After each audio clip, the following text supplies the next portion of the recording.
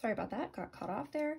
But we have two biconditionals here. Also, in just like rewatching the last minute, I realized that I added these 3 spaces on here, and I don't know why I did that. I think that was just, I was carrying that over from the previous game.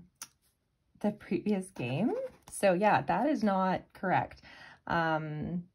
Anyways, yeah, we know these guys are separated, but we don't know how many are in each group. And there are only 6 players total, so I wouldn't even be able to fill those spaces. All right, it's funny sometimes what your brain will just add. So good to get that corrected. All right, rule 3, if K is published in the fall, then O must also be published in the fall, and if O is not published in the fall, then K is not published in the fall, which would mean if O is in the spring, K is in the spring. This is going to work because we aren't going to have any repeats of either O or K. So in a game where they could be repeated, we might not be able to actually say that just because a player isn't in the fall, it must be in the spring. Yeah, so yeah, that's an issue for a different game. But yeah, in this one, it's true that they have to be in either the fall or the spring. Okay, how could we avoid rule 3? We could put O in the fall and K in the spring, and that's a way that they could be separated, right? K and N can never be separated, but K and O can be. So that's a key difference between rule 2 and rule 3. Rule 2 is biconditional, rule 3 is not. Rule 4, if M is published in the fall, then N must be published in the spring. If N is published in the fall, then M must be published in the spring. They could both be in the spring, or they could be separated with one of them in the fall and the other one in the spring. What this prevents is both of them being in the fall. Okay. Again, this isn't the same as the MP rule. M and N could be together, M and P can never be together. Okay, so once again, we've got biconditionals. These are not biconditionals. So your biconditionals are more restrictive than your regular conditionals. Okay. Question 23 is a substitution question, really quite challenging question type. So we're trying to, we're trying to find a replacement for this last rule. Yeah, this is kind of neat because M and N are players that are both present in other rules. So they're present in biconditionals where we would actually be able to say for sure what happens with M based on what happens with P, and we can say for sure what happens with N based on what happens with K.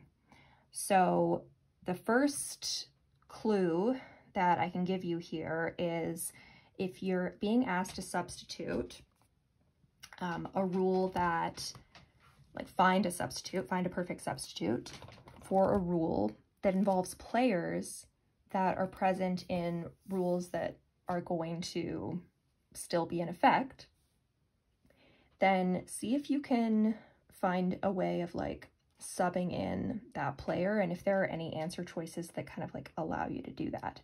So like with this, I would be looking for something that instead of having M and N, it has P and N. So M's position is kind of like dictated by P's position in a way because they have a biconditional relationship. So like if P is in the spring, M is definitely going to be in the fall, for example, right? So if I put P in M's place and keep N, then maybe I can find a rule that involves these two players that would work out. So that makes B really appealing automatically. So if N is published in the fall, then P must also be published in the fall. So N in the fall, then P is in the fall. If P is in the fall, we know for sure that M is going to be in the spring. So that does give us the relationship that we would want between N and M automatically, right? The contrapositive of this rule here, which is the rule in B, is that if P is in the spring, N is also in the spring. And what's something that could trigger P to be in the spring? Well, if M is in the fall, then P would be in the spring. So again, we're going to get that relationship that we want between M and N using the relationship between P and M that comes from Rule 1, which is not being replaced.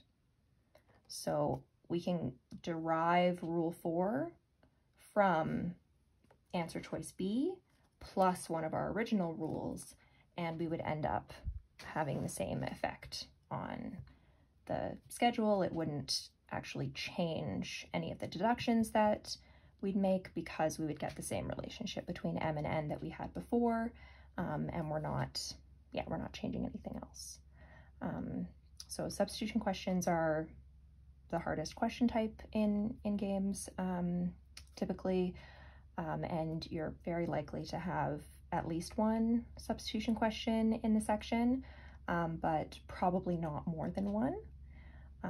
That doesn't mean that you shouldn't work on them. Definitely you should, but yeah, they are quite challenging. So I wouldn't make that a priority just because you're going to get not very many of that question type. At least at this stage, I wouldn't really make that a big priority. But it is kind of interesting to see how you kind of, for these types of questions, if you just look for that biconditional relationship, that can be really helpful. Keeping in mind, of course, that the relationship between P and M is that they have to be in different groups.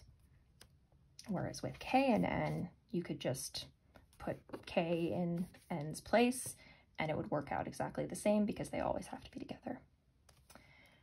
Okay, I'll leave it at that, and let me know if you have any follow-up questions.